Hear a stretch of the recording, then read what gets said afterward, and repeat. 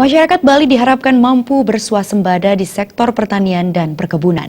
Tujuannya adalah untuk memenuhi kebutuhan sarana upacara seperti janur dan kelapa. Dengan terpenuhinya kebutuhan sarana upacara, ketergantungan terhadap pasokan bahan upakara dari luar Bali dapat dikurangi.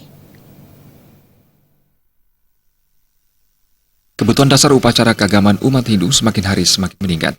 Janur merupakan salah satu sarana upacara yang masih terbatas, sehingga sebagian besar kebutuhan janur didatangkan dari luar Bali. Banyuwangi, Jawa Timur merupakan daerah pemasok janur dan kelapa ke Bali.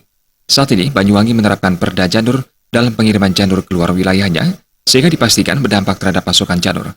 Menurut akademisi ekonomi Nyoman Suwarta, masyarakat Bali hendaknya mulai mengubah perilaku dengan meminimalkan kebutuhan janur sebagai sarana upacara.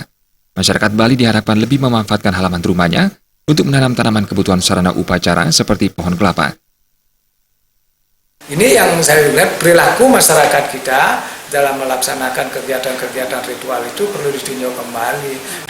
Masyarakat kita itu tidak mau memanfaatkan lahannya untuk kepentingan, kebutuhan, untuk ritual itu sendiri. Misalnya oke lah konsep Trita Karana dengan perlu ada pelemahan, dengan pelacakan itu sudah saatnya juga ditanam tanamannya yang memang mendukung upacara itu. Sementara ini karena di kota lahannya seperti itu lebih banyak bisa membeli. Nah ini yang juga mempengaruhi. Nah apalagi daerah lain akan meregulasi aturannya dia. Dia juga kebutuhannya itu akan lama kalau dibawa ke Bali, kebutuhannya dia di sana akan berkurang semata-mata karena bisnis. Seperti diketahui, rencana revisi Perda Janur yang segera akan diterapkan pemerintah Banyuwangi akan mengontrol setiap pengiriman janur keluar daerahnya. Dampaknya, pasokan janur yang dikirim dari Banyuwangi ke Bali tak selonggar saat ini. Setiap orang yang menjual janur ke Bali harus memiliki izin khusus. Indra Wijaya, Bali TV.